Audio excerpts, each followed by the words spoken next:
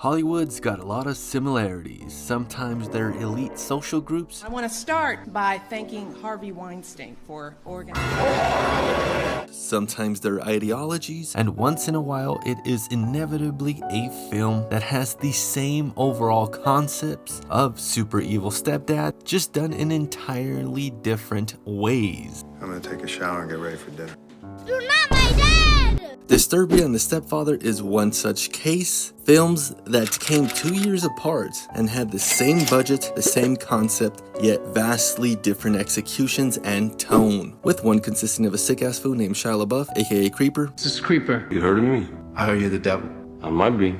So which film was the superior one? What similarities did they have? What differences did they have? And which film was scarier and should you watch for the super spooky season? You're wasting your time! The only way to find out is by comparing all of these things. So let's start off with the overall similarities of the two films. Both films are categorized as psychological thrillers. Both have teenage main protagonists, except one's a sick-ass fool, remember? Come on, fool. Both set place in a suburban setting. Both have interior oak woodwork. Both like to linger too uncomfortably much on scenes where the underage characters that are minors are smacking lips. Both have a stealth mission, and oh yeah, both have somewhat of an evil stepdad. What are you doing, Kelly?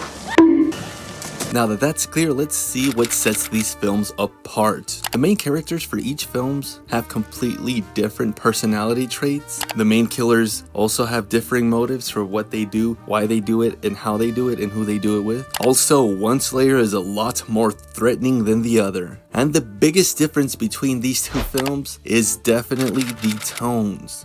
One is a lot more uniquely shot and executed, Disturbia, while the other one is a lot more generic, safe, and I'm not gonna lie, forgettable. Damn, what were we even doing? Oh, I forgot. Reviewing Stepfather and Disturbia. But how specifically do the two differ, you might ask? Well, let's summarize both films. Disturbia starts off with Shia and his father in a loving relationship, especially with our Heavenly Father. Shut the f*** up! Say Christ is Lord. Although this is ended by a tragic accident that comes out of nowhere. I don't know, about an hour? Come on, fool. Later, Kale, gets put in house arrest for decking his disrespectful ass teacher. What would your father think? Like for reals, you might as well say yo mom's a hoe too. Who hired this man? His arrest and his ankle monitor serve for a creative obstacle during the film where he can't really go anywhere or leave the premises, or else he gets the 5-0 on his ass. Kale also comes across his serial eater neighbor by random coincidence since he was bored and literally just stalking his neighbors. And lastly, Kale's motivation is to justly turn in the killer and impress his new lady neighbor and get some chon-chon. Although in doing this he involves his mom and his friends, and now he has to go save all of them from not deformed Jason Voorhees. On the other hand, the stepfather starts off with the antagonist David slaying one of his many families and then trying to start over again, this time with Suzanne, which is also the protagonist Michael's mom. At the beginning of the film, Michael's mom and dad are also divorced, and Michael's sent to military school for acting out and resenting his dad for cheating on his mom. Where's the co-ed girlfriend?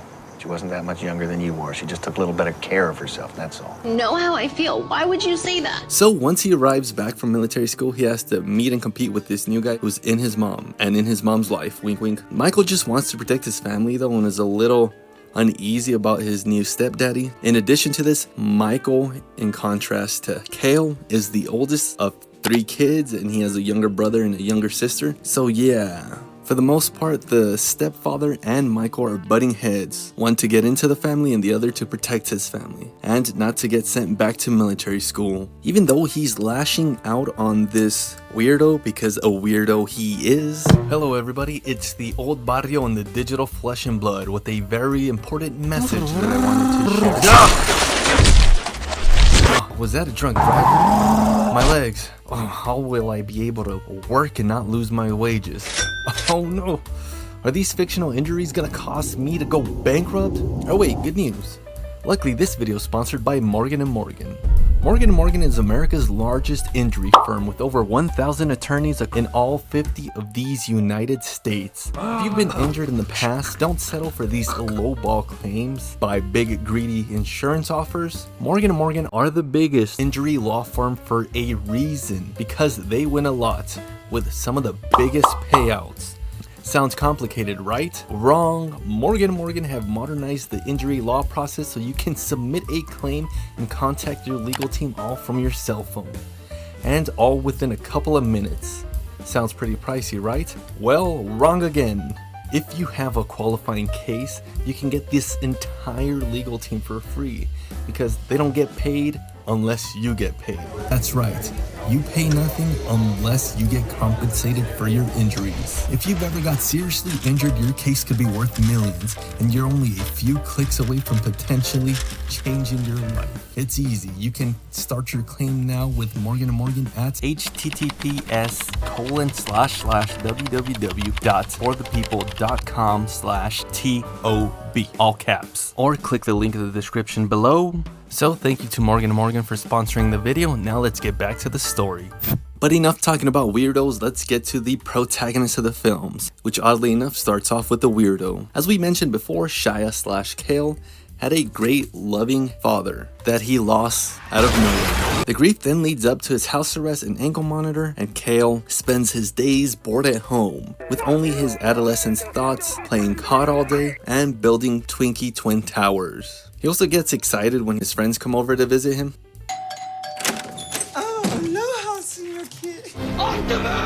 Never mind, wrong movie. Point being is that I think Kale's character is a lot more relatable. Well, he'd be a lot more relatable if he wasn't a stalker and a bit of a creeper. Take that shirt off.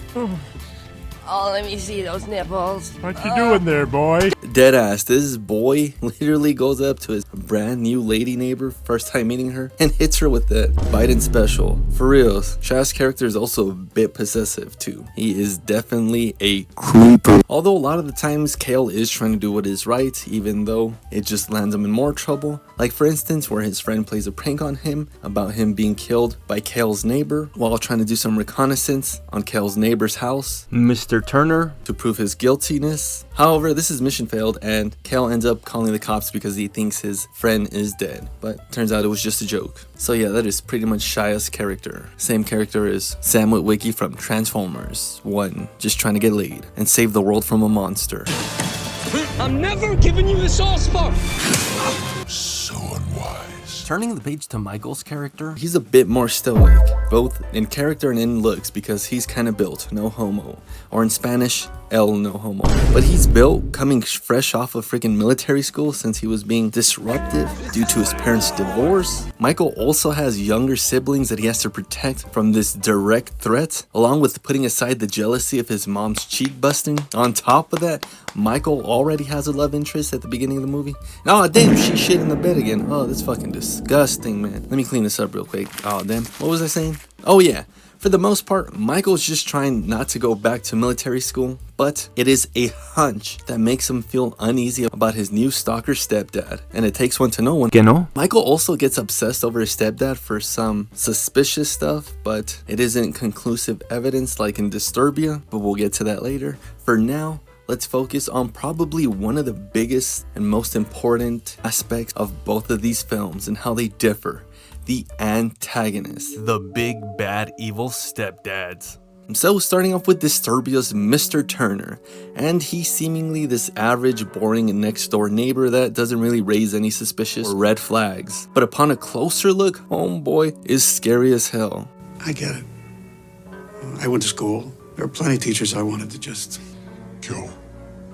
He's an international killer who has a type, a motto, and is just moving away from his bodies from Texas to Cali to escape the suspicion of his victims, just to slay a whole new line of victims. He's like 6'4" and almost a Jason Voorhees type of character without the deformed face. But for reals, He's out here slaying cops, knocking out Shia's friends. And what's the weird part too is that he's also kind of charismatic and tranquil the whole time to avoid any suspicion. His whole reason for going after Cale and his mom and his friends was because Cale was arising too much suspicion onto him. And the very thought of framing Cale as a murderer for his entire family and friends just brings joy to his big old twisted heart, which makes him all the more creepy and why there is an urgent need to stop him. Whereas the stepfather's antagonist David is a bit more average in his looks and his height. He's like 5'10", looks like the type of boy to come across a room when you're busy as hell and tell you, working hard or hardly working. This dude just feels so uncomfortable and annoying. The reason for his murders is because he is a control freak that lashes out whenever his wife and kids don't act correctly. His other motive, of course, is to slay anyone who arises suspicion like him, whether it be the neighbors or Mrs. Cutler from across the street, who just arose suspicion by saying that David kind of looks like some dude from America's Most Wanted. But now she's gotta go.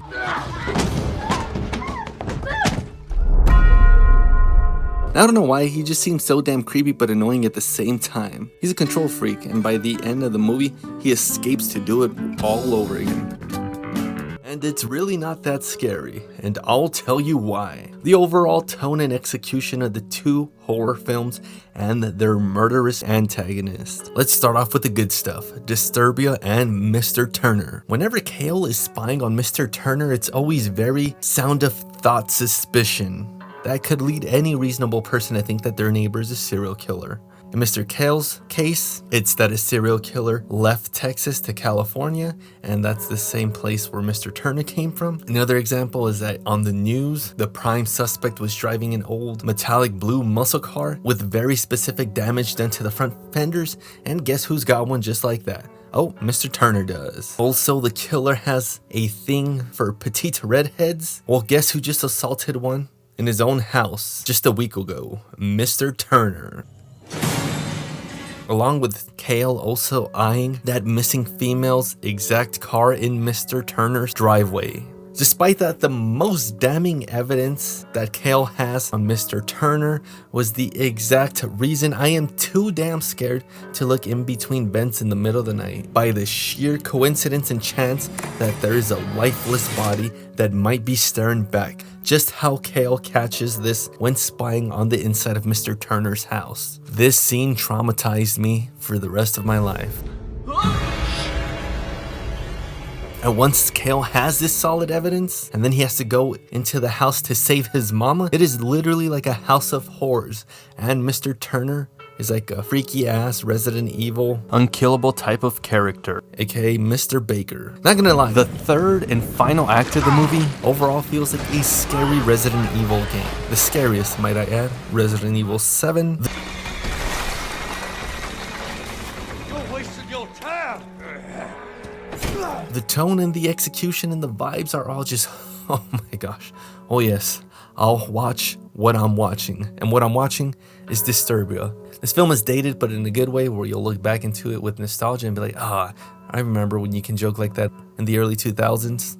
But enough looking back at Disturbia with fond memories, we do have to get to the stepfather's tone and execution. For the most part, David's implied guilt by Michael is weak and goofy. Oh wow, David might have cat fur on him, and Michael's mom is allergic to cat fur. Also, Mrs. Cutter just died, so it must have been David. Well, it was, but that's not the point. Oh, that old lady also said that David looks like one of the people on America's Most Wanted, and then he looked that up on his laptop. Not gonna lie, if someone said I look like someone from America's Most Wanted, I'd be kind of curious to check myself out. And then another suspicion that Michael has on David is that he doesn't know the stepdaddy boundaries, going around manhandling kids that aren't his, which is kind of sus, not gonna lie.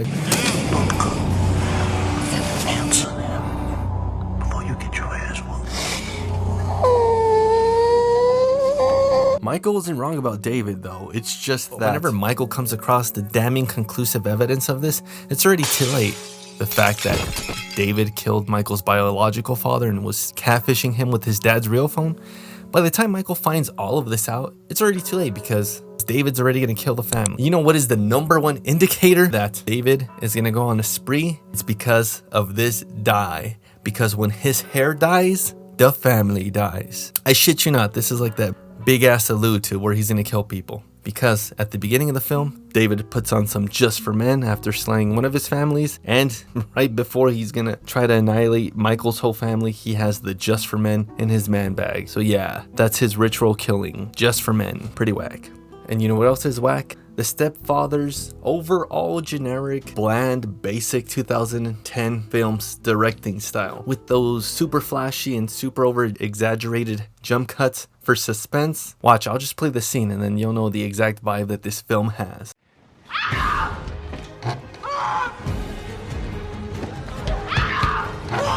Let me tell you, this did not age well. But if you still want to watch it, go ahead, but I think Disturbia is a lot more better and a lot more scary, since it does consist of a sick-ass foo and a scary-ass foo. Both films also have like this final standoff with the bad guys at the end, but The Stepfathers is just too discombobulating and not as threatening. Come on, take me!